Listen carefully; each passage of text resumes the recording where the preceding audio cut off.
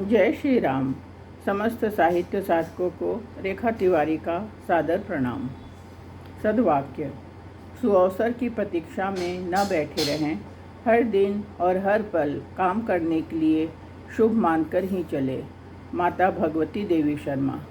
भाइयों और बहनों, मेरे द्वारा लिखा गया चिंतन। नन्ही कोपले। बचपन नन्ही कोपले कहलाता है। परिवार से लेकर राष्ट्र तक के बच्चों के प्रति हमारी जिम्मेदारी क्या होनी चाहिए, इस पर चिंतन करें तो लगता है कि हर घर स्वर्गादपि गरीयसी बन सकता है।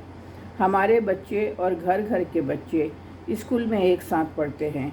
यदि घर की माताएं नित्य ही एक टिफ़िन एक्स्ट्रा बनाकर बच्चों को देवे तो बच्चे स्कूल में इन्हें एक बड़े बर्तन में डाल सकते हैं और शाला प्रशासन नित्य ही गरीब बच्चों को खाना खिला सकता है। इन्हीं गरीब बच्चों को यदि शाला प्रशासन लिस्ट बनाकर रखे और अभिभावकों से उनके पढ़ाई के आधे हिस्से का खर्च वहन करने को बोले तो सभी मिलकर यह डोनेशन दे सकते हैं। शाला प्रशासन भी कम से कम 500 बच्चों को इन पैसों से पढ़ा सकता है और आधा खर्च छोड़ सकता है। धीरे धीरे घर के अपने बच्चों के पुराने कपड़े, ड्रेस, कॉपी, पुस्तक से इन बच्चों की मदद हो सकती है। समय आने पर इन्हीं बच्चों के उज्जवल भविष्य के लिए धीरे धीरे आत्मज्योति के दिखाए रास्ते से हम कुछ बेहतर कल कर सकते हैं। आज के परिवेश में स्कूलों की मोटी फीस, फिर कोचिंग क्लासेस, हॉबी क्लासेस से हम बच्चों को भेजकर चलता फिरता रोबोट बना रहे हैं। हमें ये नहीं भूलना चाहिए कि बच्चा राष्ट्र की धरोहर है। ऊंचे पैकेज के चक्कर में बच्चे विदेश में बसकर अपने आप को व्यस्त रखते हैं, लेकिन भावनात्मक और पारिवारिक अकेलापन उन्हें संवेदन विहीन बनाता है। अपने मोहल्ले कॉलोनी के बच्चों की लिस्ट बनाइए और सभी कॉलोनी वाले गार्डन में बच्चों का जन्मदिन मनाएं। अपनी परंपराएं, पैर छूना और वैदिक पूजा पद्धति से जन्मदिन मनाना, केक काटे फिर मनाना चाहिए। उसके बाद केक काटे फिर स्वल्पाहार रखें। ये आयोजन के लिए पैसे बच्चों के दोस्त के माता पिता मिलकर वहन करें तो 15-20 लोगों का एक परिवार बन जाएगा और अपने बच्चों को दादा, चाचा, ताऊ, दादी, चाची, ताई और बुआ मिल जाएंगे।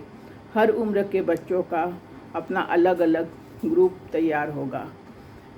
आज हम जिस परिवेश में रह रहे हैं उसे एकल परिवार की उसमें महत्व ज़्यादा बनते दिख रहा है और संयुक्त परिवार परंपरा टूट रही है। हमारी ऐसी ही सोच से हम संयुक्त परिवार परंपरा की नींव जल्द ही अपने घर परिवार में डाल सकते हैं। सो हमारी जो कॉलोनी है वही हमारा परिवार है। इस उद्देश्य के साथ यदि लोग सोचें और पहल करें तो नन्ही कोपले पूरे भारत के लिए देव मानव कहलाएंगे। सादर आभार। स्वस्तिक पत्रिका और साहित्यिक सचेतना मंच हम सबके साथ धीरे धीरे अपने विस्तार की दिशा में आगे बढ़ रही है।